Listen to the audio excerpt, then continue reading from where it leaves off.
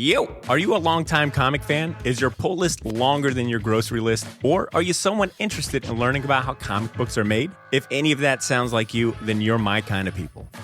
I'm Lonergan, and I host a Short Bites, a comic book talk show. It's one of the longest-running weekly comic book podcasts, and it's the best way to feel like you're hanging out in your local comic shop without ever leaving the house. Join me in the Short Bites Nation every Wednesday for news, reviews, and interviews about comic culture and comic books with the people who put their blood, sweat, and tears into making them. The Short Bites podcast is available now wherever you get your podcasts. Hey, Jesse Lonergan here, comic book creator behind titles like Man's Best with Porn Sack Fisher Show, Miss Truesdale with some guy named Mike Mignola, and Jerome all by myself.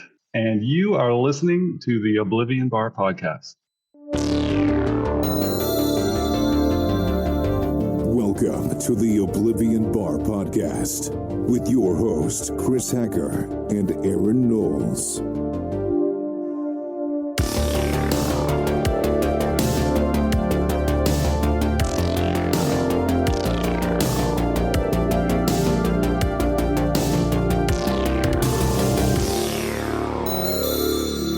Joining me today is the Eisner-nominated comic book creator behind titles like Ghost of Science Past, Arca, Man's Best, and Miss Truesdale and the Rise of Man.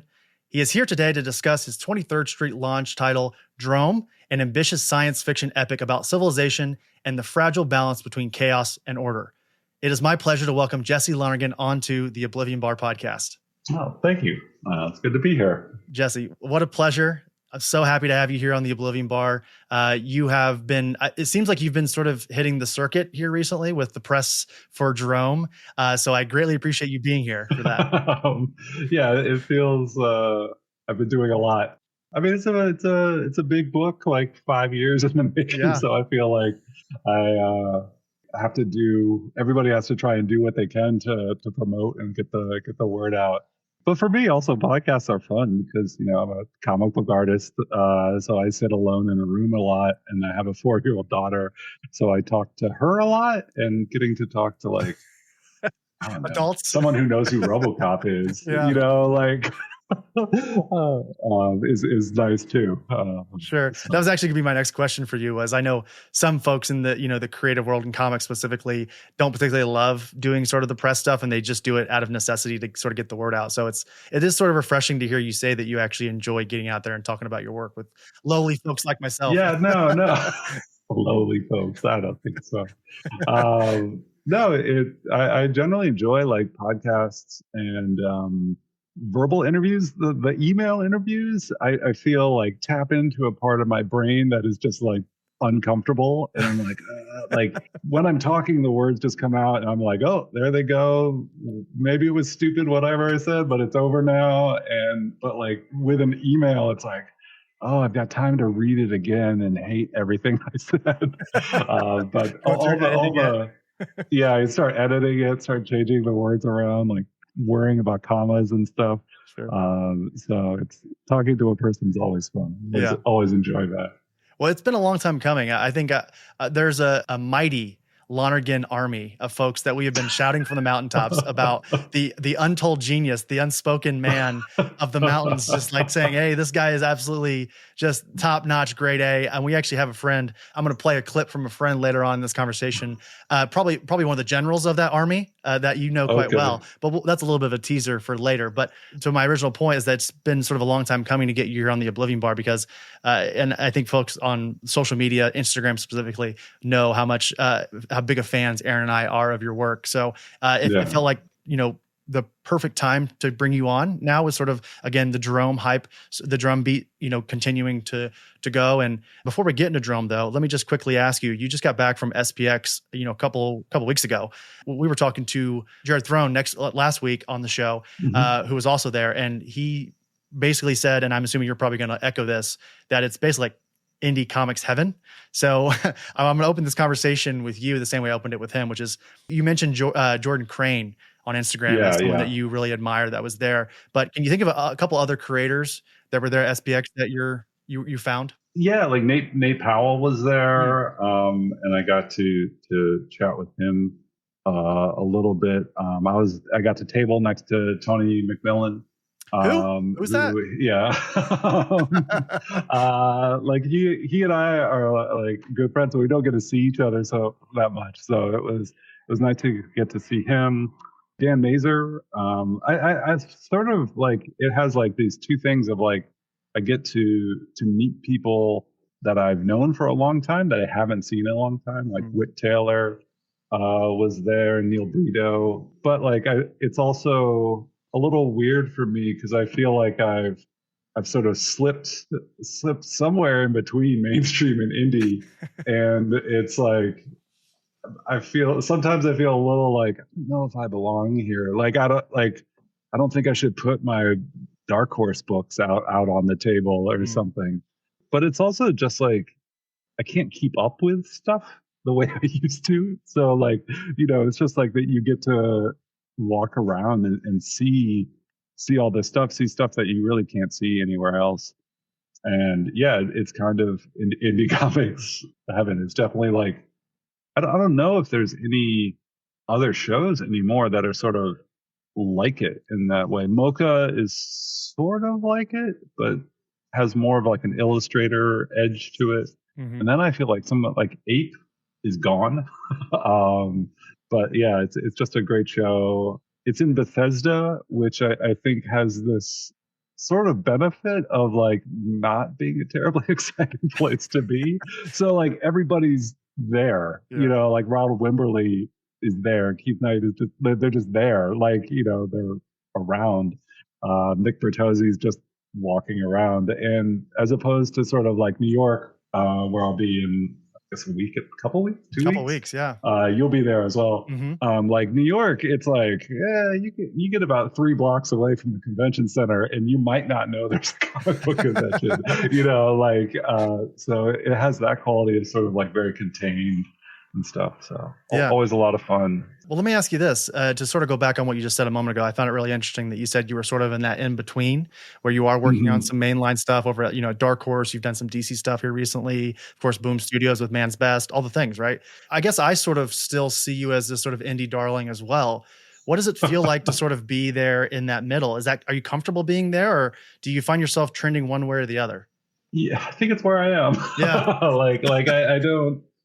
I feel like I've gotten very lucky in that stuff that I did very much in more of a much more indie mindset has been sort of like applauded by the mainstream. Like Hedra coming out, like with Image picking it up, and then it getting nominated for an Eisner, and then that sort of, leading to work within the mainstream. I feel like I did this weird thing that was appreciated, and now I still sort of do this weird stuff that I find interesting, that motivates me, but I'm doing it for Boom, or I'm doing it for Dark Horse or DC. And I felt like, DC, it was small, but I felt like when they asked me to do it, they wanted weird, crazy layouts and stuff, and they wanted me to like make a strange 4 pages of art. And so I feel I'm somewhere in between. We're talking about New Gods for everybody who doesn't know. We're talking about, was it issue 3 of New Gods? Yeah, two, I think. 2 maybe, yeah. 2. Yeah. I forget. But yeah, it's like 4 pages. That's what they wanted, and so I feel maybe a little spoiled of like, I get to sort of do my weird stuff and then, work with Mike Mignola. So like, it does feel, like it just sort of a little bit of an in-between, but I think that's probably best for me. That's sort of what I am. I think. The moment that DC announces that Jesse Lonergan is going to be the normal artist on Batman is the day that I'll be gone. Like at a certain point you get to this age where like you don't really understand pop culture with the youth, and like you're just lost to it all, and you don't like, that would be me if they announce you as like the mainline artist for Spider-Man. I'd be like, what is happening right now?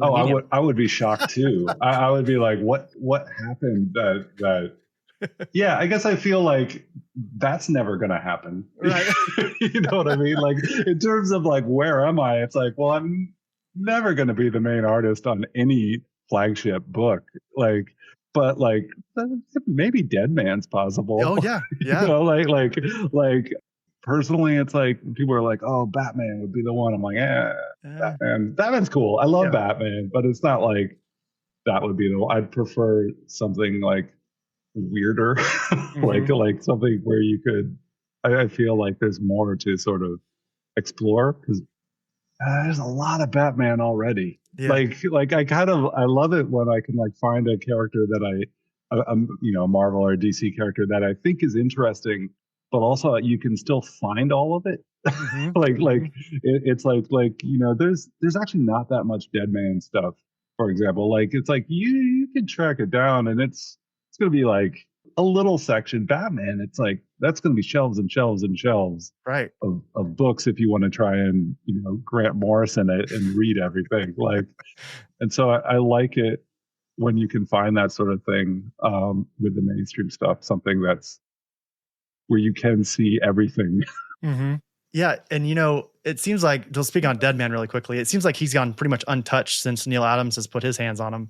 And I feel like Yeah, it's there was been the Kelly Jones stuff, right. but Mhm. other than that, I also don't keep up. So maybe there's like, you probably know better than I do, like the last 20 years of DC, but like it seems like he's gone, yeah, sort of been left alone. Sure.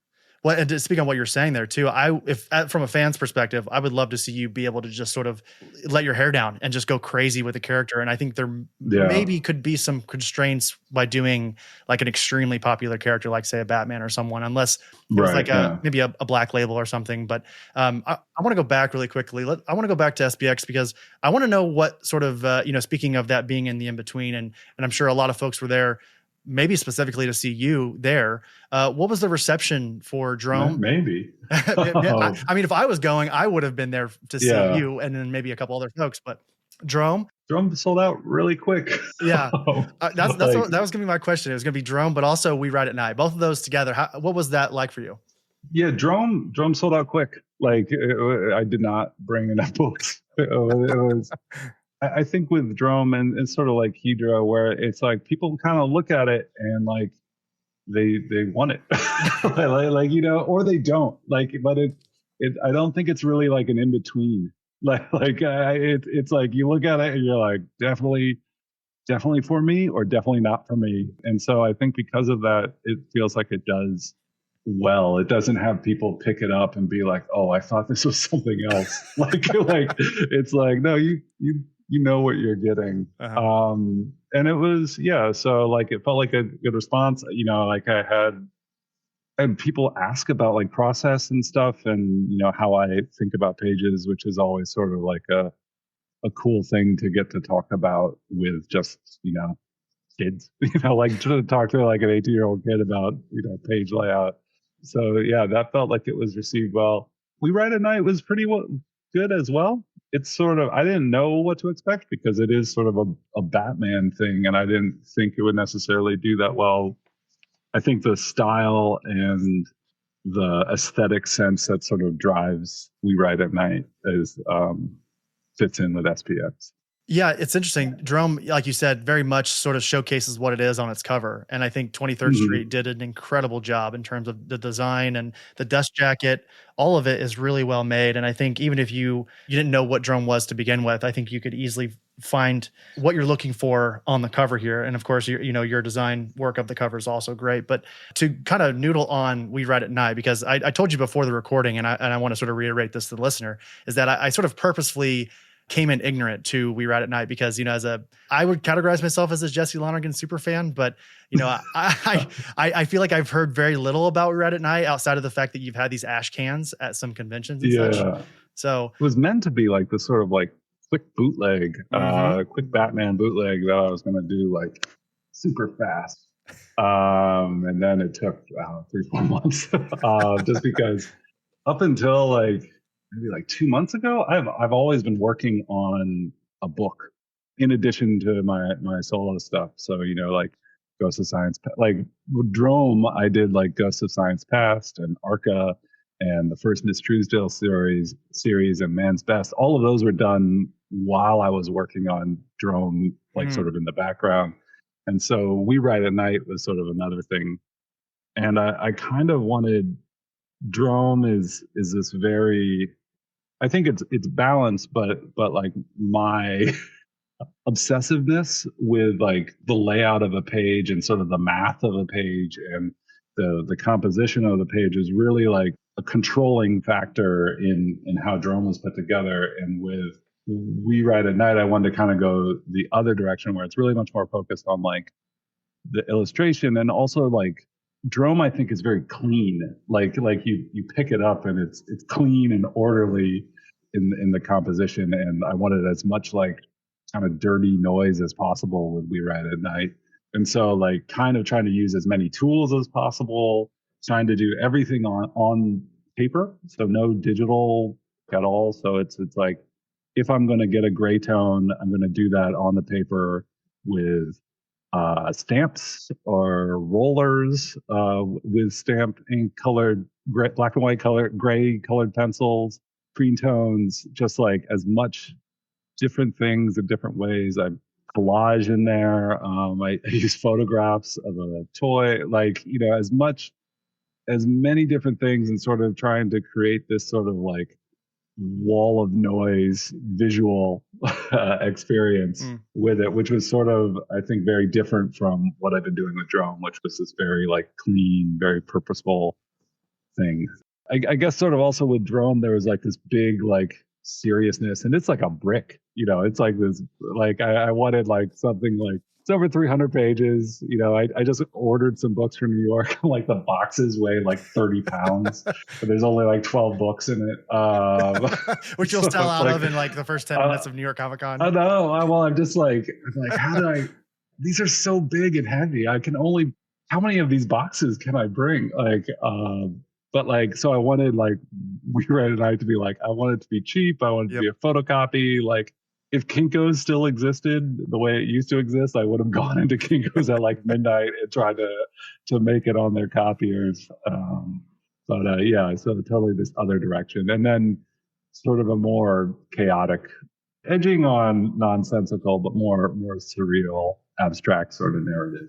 You talking about this kind of reminds me of a couple of months ago, we had Trad Moore on the show and discussing sort of like the progression of his career and what it sounds like to me with Drone, which has been sort of living with you, as you said, for many years now. Yeah. And sort of this obsessiveness that goes along with being with a project that long. And then you move on to We Write at Night, which sort of, as you said, sort of is like dirty and almost like fever dreamish in a way. Yeah. Mediated restraint is what he called it. Whereas as someone like yourself, who you have a particular sort of story concept, you have this idea, and you're pushing yourself to see if you can do it. And it sounds like, and again, correct me if I'm wrong in assessing this, but like, sounds like Drone was this sort of thought experiment with you to see if you could do it, if you could really go that obsessive and still live to tell the tale. And then once you've done that, you had to grow in you had to branch out, because art is growth, I think, in a way. Yeah. Like you had to like almost grow another branch somewhere else with We Write at Night. Does that sound correct in a way? Yeah, I think, I don't know if it's how compulsive it is, but there's always this thing of like, I don't know if I can do this. Mm-hmm. When I started Drone, I was like, I don't know if I can do this. Mm-hmm. Like there were narrative ideas and how I would express them that I definitely did not know how I was going to do at the beginning. Like, I was like, okay, I'll get to chapter 4 and I'll have to figure that out. And I think I'll be able to figure it out when I get there. But like, sort of like trusting in that and sort of, with We Write at Night, I was like, I don't know if this will work.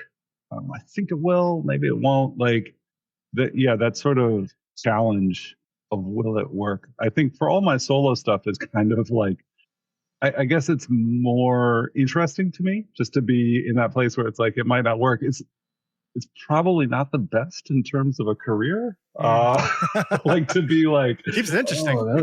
Those 50 pages didn't work. So, and also I think I don't really like repeating myself. Like you asked me about the podcast thing and whether it being difficult. What I do find difficult is being asked the same question, because it drives me crazy to answer it the same way. Right. And if I feel like the same words coming out of my mouth in the same order with sort of the same cadence, I don't know why, but it really bothers me. Like I get really uncomfortable. I'm like, never say it that way again. Yeah.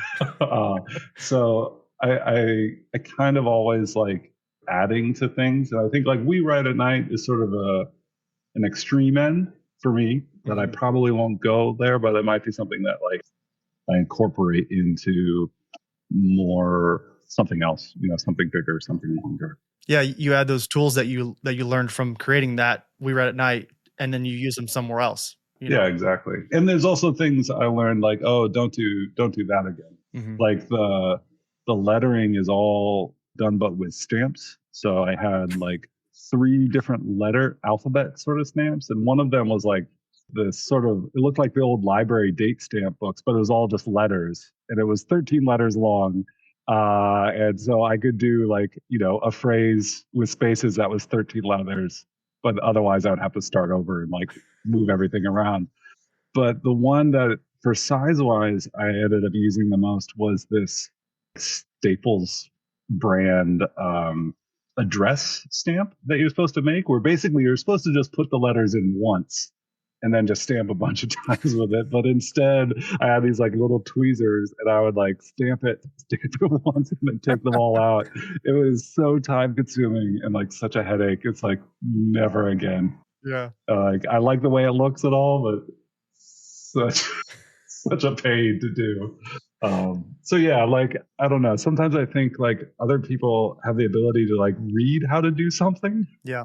And they're like, they got it. And it's like, no, I have to do it wrong, and then I'll understand why you don't do it that way. Like, after I've done it wrong, and it'll be something that's like, oh yeah, that's the first page of the book. They say don't do it that way. It's like, I know, but I have to do it wrong. I have to learn by making mistakes.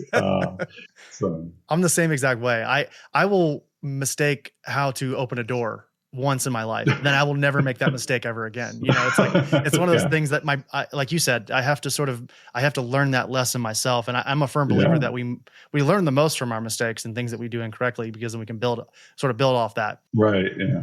One final question for you here, sort of pertaining to We Read at Night. It's sort of a bit of an oddball question as well.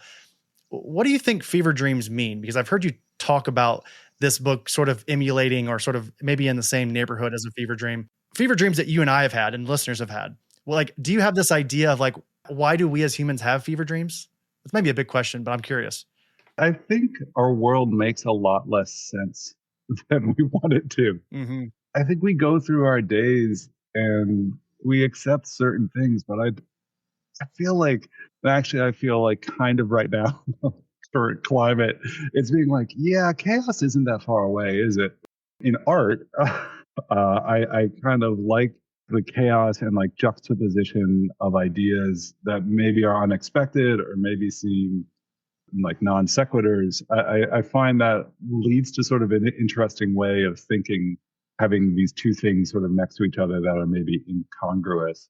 And I think it can be like disconcerting at times, but also it can be like, I feel it can have a positive effect. And so I think that's what I find interesting about fever dreams. And my dreams, when I remember them, like the connections that are made. Like, I think probably all of us have had a dream where a person from our past that we had not thought of, and maybe even didn't have that much of a relationship with, even like I'm thinking about like people in college who have appeared in a dream within the last like year. And it's like, I'm not even sure of that person's name, but like, what is my head pulling at there that this person resonates in some way in my mind still? It's also kind of like the way your memories work, where you don't remember something and then you go to a place and all of a sudden you remember all these things, like I went to smell or something, the smell, and all, like these whole narratives come back that I would have sworn 5 minutes ago I had no recollection of. Right. But like they're there. Yeah. And so there's this vast, messy basement in our minds. And I guess I think that's where fever dreams come from. And I think, potentially, I don't know that We Write at Night gets into it, but like things we're uncomfortable with, things that we're not so sure about or worry about, or like, deep doubts and those sorts of things can come out in a fever dream, maybe in a safe way. This is interesting. I'm very excited to pick up my copy of We Read at Night at New York here in a couple of weeks because I want to sort of connect these dots again. I had this sort of mission to go into this blind because I wanted to hear you talk about it yourself. Okay, so before we get into our next question here, I have to play this clip that I teased earlier from a mutual friend of ours from a conversation that I had a couple months ago. So here we go. This is a guy who I initially saw his art online, and I realized we both lived in Massachusetts. The weirdest thing, though, is that he's one of the best comic book artists working. The weirdest thing is that he's my friend, but he's also an inspiration. And he's just someone I'm like constantly like knocked out by his work, you know. And like his new book, Drome, I've read the whole thing. I think it's his best work. I really do. Also, I helped name it. But also, besides that, even without that, I think it's his best work. It really is. It's incredible. All right. Well, there we go. Tony McMillan, again, mutual friend of ours, also a very, very excellent comic book creator himself. He was on the show a couple months ago, and he had a lot of great things to say about you and about Drome, which is the next thing we'll talk about here. I think that perfectly sets us up for your brand new graphic novel over at the newly imprinted 23rd Street, which is an imprint through First Second. This came out on August 19th, and I'll just do a brief synopsis just for the listener in case they're not familiar. So first, there was nothing, and then humanity was born, and an endless cycle of violence began. From the depths of the ocean, a mighty demigoddess is called forth to rein in humankind's destructive impulses and teach a language of peace and harmony. Civilization quickly takes root, a great city rising from the desert, but the balance between chaos and order is a fragile one, and there are higher powers at work in this strange new world. So, Jesse, you could easily, I think, you could read this thing in a cool 30 minutes if you really wanted to. But I think just like a lot of your work, anyone who's been a fan of your work for a while knows this, that it really rewards upon slowing down and sort of, drinking in every page, in whatever proper time that is. So my question for you is, with the theme of life and death and sort of focusing on that idea, I think in this story within Drome, and how, even we as humans are basically trained to always sort of look into the future and always plan for that, right? Mm-hmm. Did you have that quick digestion of the story in mind that we just spoke about to sort of counterbalance that theme? I mean, quick digestion. Yeah, I think some comics, if they're 300 pages, it's going to be a bit of a slog at times to get through. And I think because of the lack of words, Drome doesn't end up being that way. The time the reader, I feel it's like a weird relationship between the maker and the reader of it, because it's like, I was working for like 5 years. Yeah. And so like my perspective on it is so skewed because it's so far from how it's meant to be. And I can't see it the way it's meant to be seen. So I did think about that quality of like it being sort of something that could go quick, but something you could also take time with. And I did want a sort of weight of pages, like to be able to tell this story and to have it feel like, I think when you talk about life and death, there's this sort of vastness in it. And I wanted to sort of get at that sort of like sense of scope. And it felt like it needed to be the size it is to do that. Even with or without words, I just feel like things don't go into your memory the way I wanted them. I wanted, like, when you get to chapter 4 or chapter 5, to have things that come back from chapter 1 that were sort of like in your memory, that it's not like it's like you knew it and then you forgot it. Oh, but here it's back again, and that sort of narrative movement. It's sort of like in, those big books where things go on across generations and stuff. I wanted that sort of feeling as well, but not necessarily that I wanted people to have to read it for years and years. Sure. And then we're also living in sort of this serialization, I think, of our media. A lot of times, whole TV series that take years to make, like similar to how long it took you to create Drome, you watch them in a weekend, you binge all episodes. And it seems like that's, unfortunately, I say unfortunately, but honestly, I don't know if there's a wrong or right way to consume. There's just like different way, like it just feels like there's different ways of consuming things. Like I watch a lot of, while I'm like drawing like the last year, it's been a lot of police procedurals like CSI or Law and Order. And there's something about how those shows work where it's like, one, I'm watching them pretty fast, but like you get this actual familiarity with the characters because you've seen this tech guy on CSI for 5 years. His character has developed, not in big scenes, but like over the course of all these years. So it has a relationship with that character that I feel like with sort of like the prestige format shows you don't get because there isn't that time. You know, like Severance is a great show, but there's only what, like 20 episodes? Yeah. Law and Order and CSI, that's not a season. Right. Like and those shows must be approaching 30 seasons. Right. Like you know, and that actress has been on the entire time.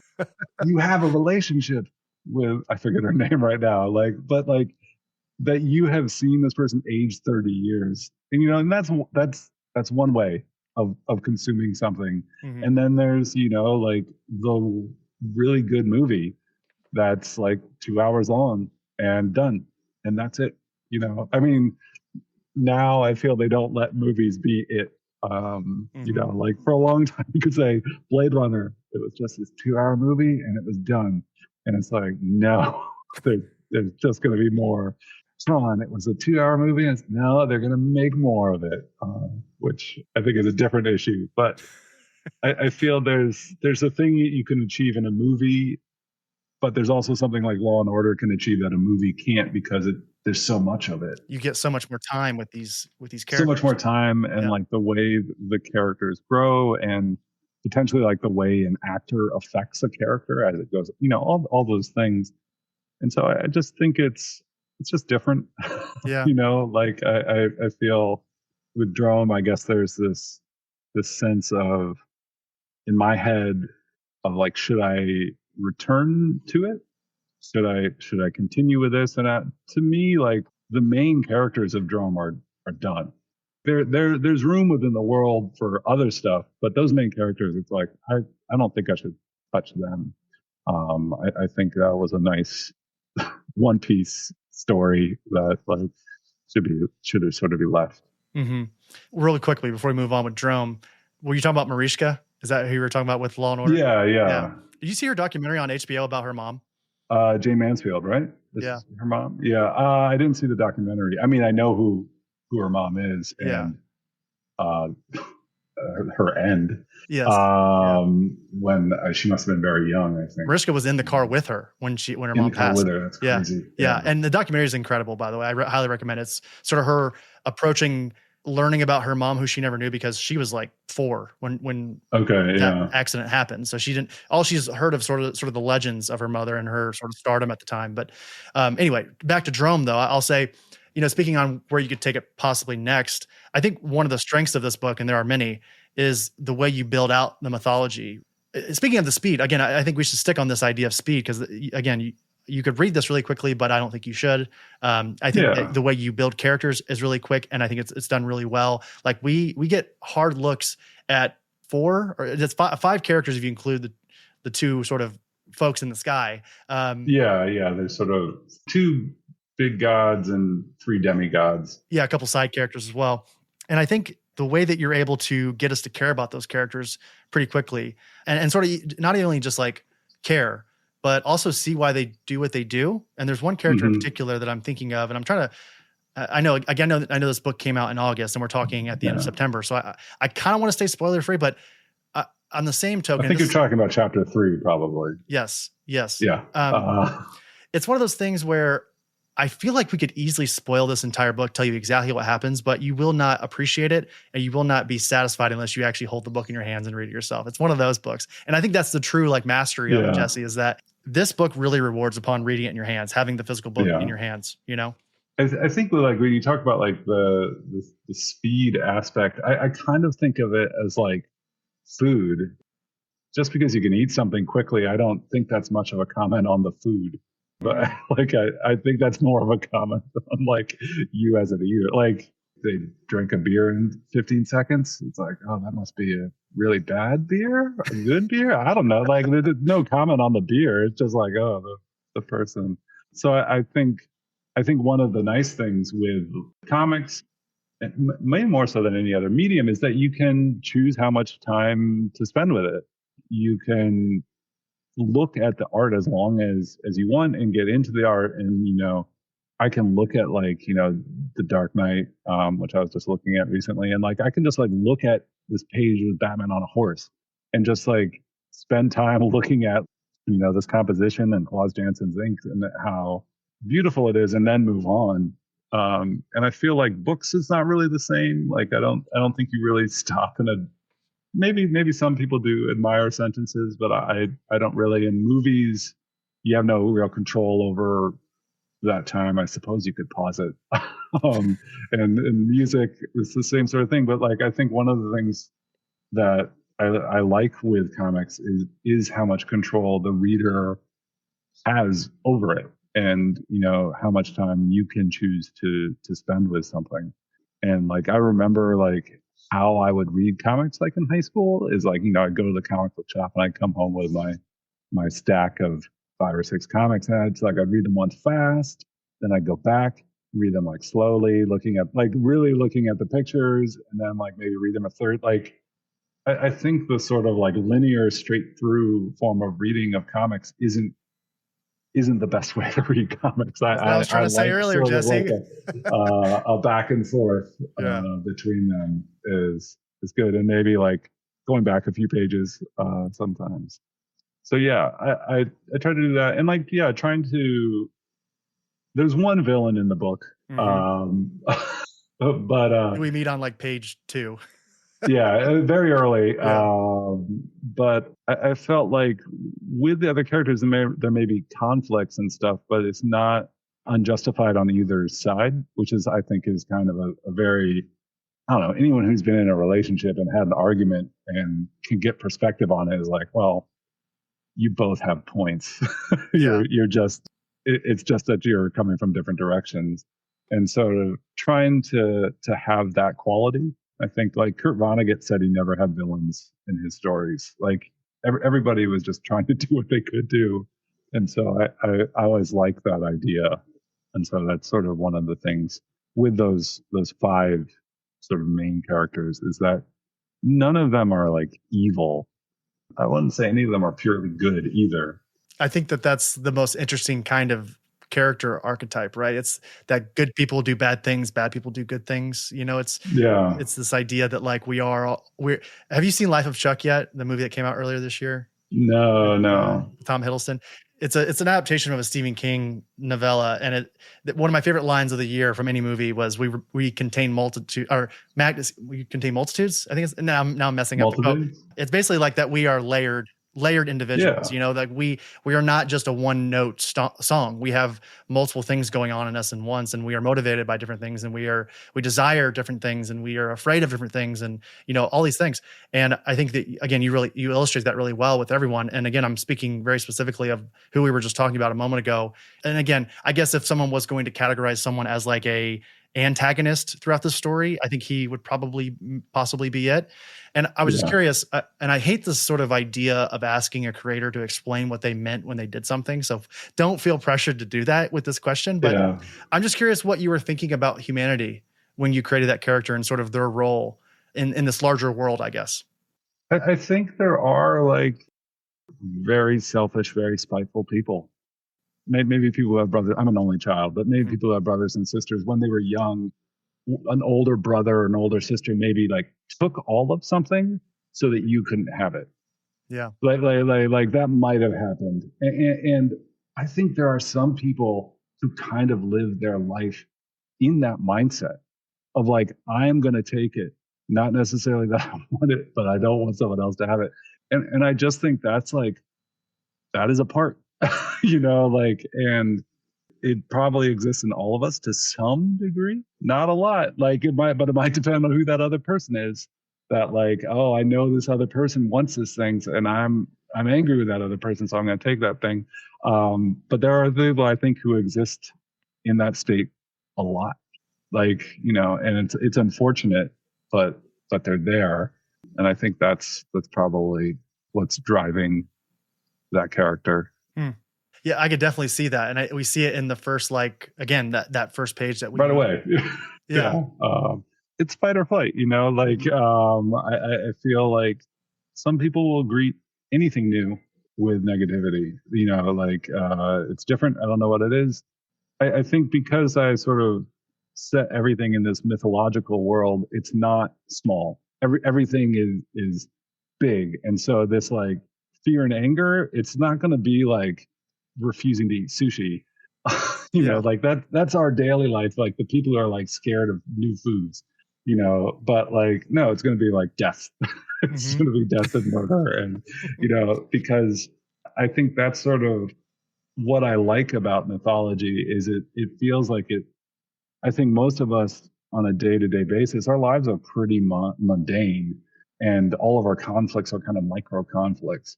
But I feel like mythology, it sort of takes those same sort of things. It's just it magnifies them up to, an extreme level. And I think it's easier to see that way. I think when you sort of magnify, I feel like my early books, the ones that nobody read, I feel like we're focusing on those small little things. In some ways, it felt like maybe I was just asking the reader to be too patient, asking the reader too much. And I feel like now I've sort of moved to if there's going to be a conflict, it's going to be a big conflict. It's not going to be minor, especially with Drome. It just felt like everything was meant to sort of be big. It's a big book. It's long. It's heavy. All those things. When I think of, because I've been a patron of yours for a couple of years now, so I've sort of seen this story, slowly page by page, week by week. That's right, yeah. And you releasing those pages on a weekly basis is so awesome. And I'll build on this more later on as we close out the show. But similar to what you're doing a very similar thing right now over on Patreon with the Panda Delivery Service, which I'm super pumped about. I know you're taking a little bit of a hiatus from that for a bit now, but I think folks, have plenty to chew on if you decide to go over to Jesse's Patreon and check it out. Yeah. Again, as I said, great Patreon. You offer a lot of great commentary when it comes to the process of each page. We almost get like a bird's eye view into your sort of, your thought process when it comes to everything, when it comes to the particular title that you're working on there. You even give some alternative titles to Drome before the book actually went out. I spent a lot of time. Yeah. And Tony, when he said he helped name it, it's 100% true. I talked about it on Patreon. I talked with Tony about it a lot. And he gets a special thanks in this book too. Just for the title. No, he's a person I talk with a lot about comics and how they work and stuff. Titles are hard for me.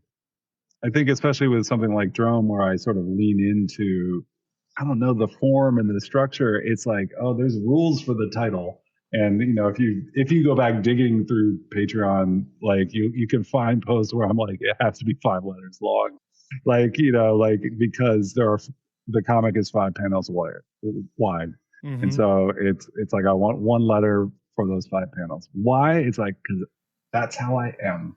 It's just how I am. You either accept it or not. It's this is my project. Yeah. I'm doing my thing.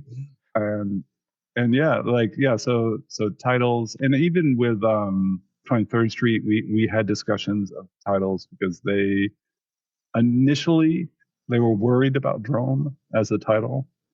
It's not a word that people recognize. It sounds like drone. It also autocorrects to drone. So if you're writing about it and you're not careful, it'll switch back to drone. But yeah, thinking about the title and how the title affects the narrative, I feel, I guess I think of, like you said earlier, I felt like one of the things I meant to say to the response was sort of, I don't really think I'm as a writer, as an artist, sort of a what person, what's the story? It's much more of a how. And so when you say to like tell the story kind of ruins it, it's like, yeah, because there's none of the how in me telling you the sequence of events, because it's more than the sequence of events. It's like how it's put together and how it's composed. And if I say like these characters come into conflict, it's shown in I'd like to think a unique way. And so like with the title, I feel that same sort of thing of like the title is part of telling people what it is. And I think having a title like Drome, I think it's like, wait, what is this? Which is how I want people to start, and there's the Epic of Gilgamesh, and it's like the Epic of blah blah blah. It's like that gives it this like that pushes it in a direction that I feel is misleading and limiting to call it the Epic of anything. Is that Epic EPOCH Epic? I meant EPIC, but that would work too. Like, yeah. But I also feel that would be like a limiting title to put that in, like the ballad or the song. So I wanted something that was sort of unfamiliar, but then still has some sort of meaning. That's not like random letters. Although me being me, I did think of just a palindrome of letters that was just visually interesting, like OXVXO, because that would like. I like that it looks the same backwards and forwards. Like it has. There is something to the visual language, right? Like words can be beautiful too. I think absolutely. Right, and sort of thinking about like how it would look, and then Drome. I think it did come about from talking with Tony, and like, and then it does. He and I, neither of us knows who he might have said it. I might have said it. I don't know, but like that it does. Immediate, it's not immediate what it means, but then it like sort of ties into like hippodrome or velodrome, this idea of a track or a course, and then like palindrome is sort of the order of things, and so it sort of has it ties into the sort of kind of cosmic cycle of the story, but doesn't reveal too much. And I think especially because there's so few words in the book. It's good if it's not too many words in the title as well. You could have confused a ton of people and maybe even got some like sales from people who were just excited about the Halo stuff from the early 2000s. You could just called it Red versus Blue. And even that doesn't correlate with the story at all. People would be like, Red versus Blue? I didn't know they were putting a comic about that. That's cool. Right. Yeah. Yeah. Even with Drome, it just came out in France. And apparently that's like a province in France, is Drome. I think with an accent somewhere, but I've been told about this area in France that also is called Drome. I have a couple of the prototypes, we'll say, or perspective titles. Can I share those? Oh yeah, I don't remember them for sure. I mean, I remember one. Yeah, well, one was Primeval. That was probably the longest one that you were sort of shooting around. Rising was another. Rising, okay. Yeah. Epic, as we talked about, EPOCH. EPOCH, yeah. Yep. And then Proto was the last one. Proto, that was another one. And for a long time, it was just called Prime. That was sort of my working title for a long time. Probably it was Prime for the longest time. But that had problems of like, one, there's Amazon Prime. And so like Prime comic book, I feel like SEO is awful for that. And then there's also a Marvel character it was Malibu, but now owned by Marvel, and they do nothing with, called Prime as well. And so there's just sort of, I feel like it wasn't unique enough. And so, I prefer Drome to all of them.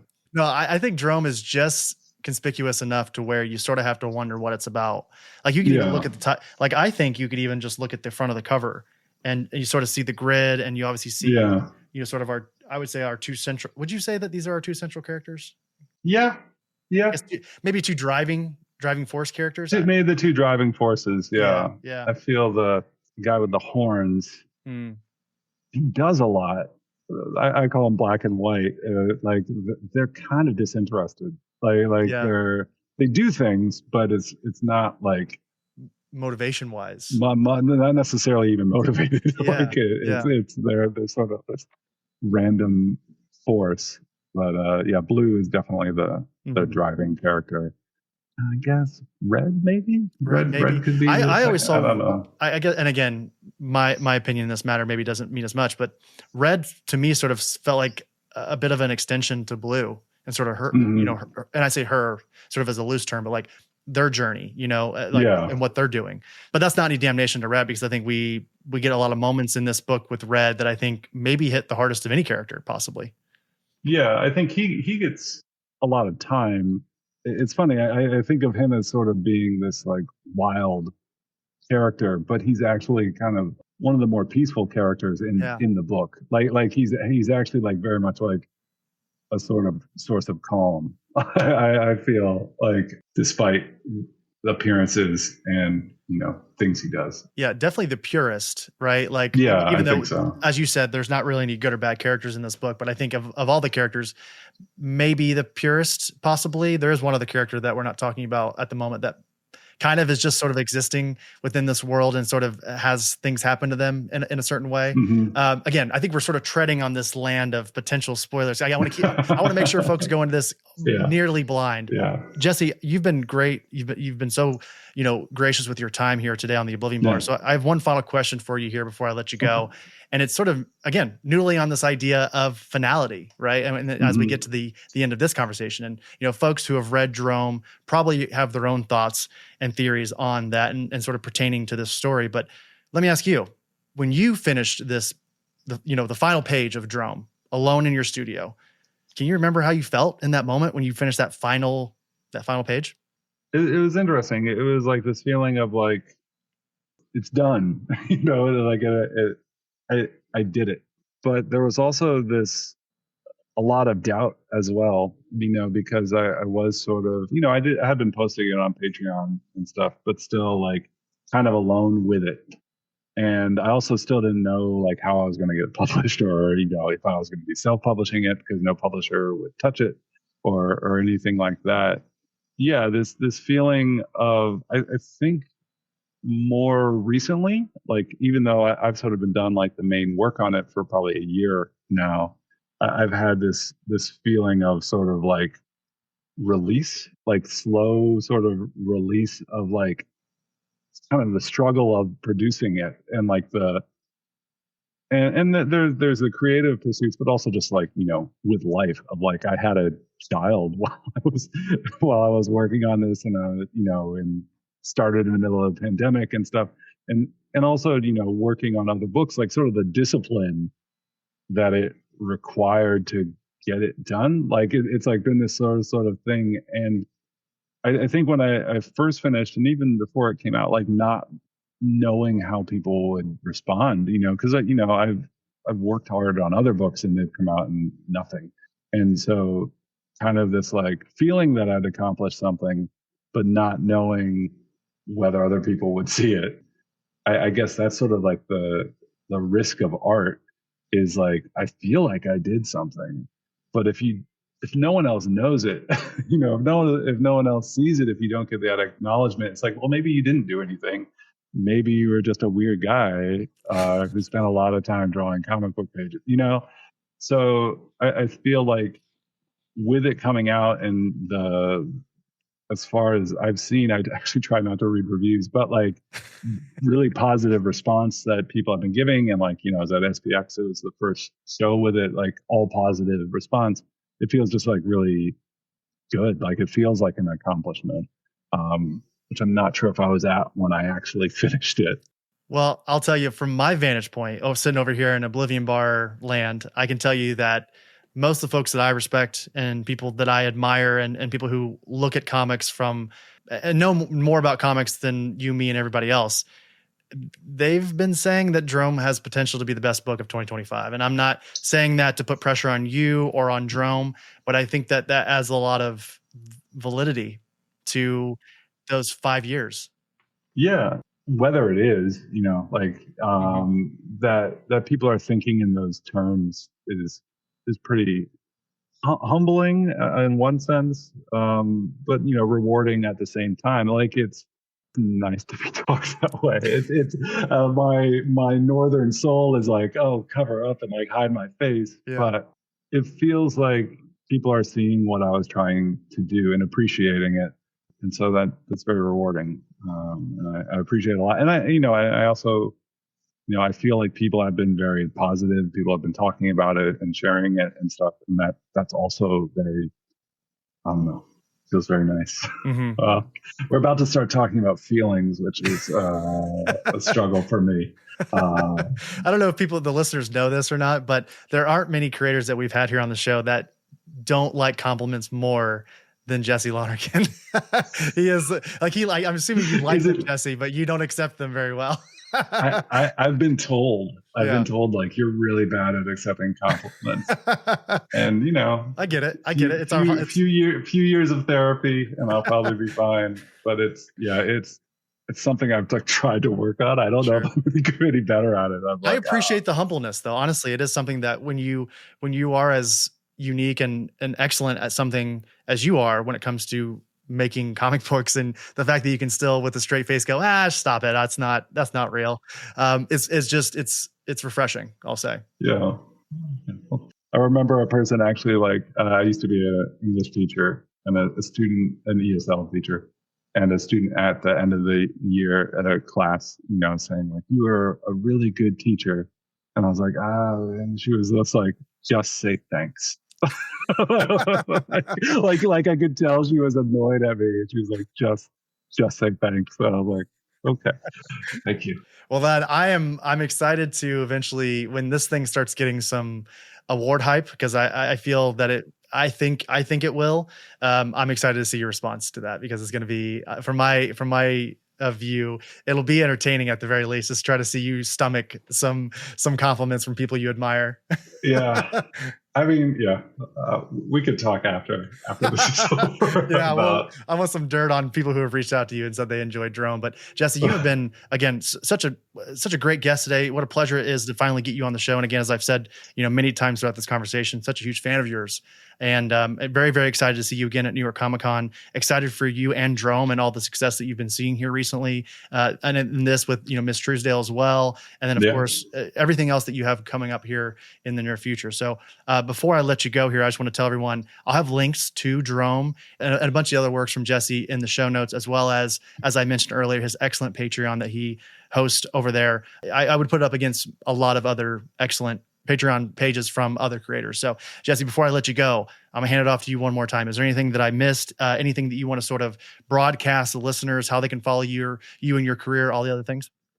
No, I mean, Patreon is great. If you can support me there, if anyone's going to New York, see me there. I'll be in MICE in Boston in December. If anyone's in France, I'll be going to St. Malo Comics Expo as well. But yeah, just thanks. There you go, everybody. There's your final thanks from Jesse Lonergan here on the show. But Jesse, I will absolutely, if your schedule allows it, and you have something that you want to eventually talk about or promote or whatever, or if you just want to come back on and chat about comics, I would absolutely love to have you back on the show at some point. Oh, anytime. Awesome. Well, thank you, Jesse, very much. We'll talk soon. Thanks.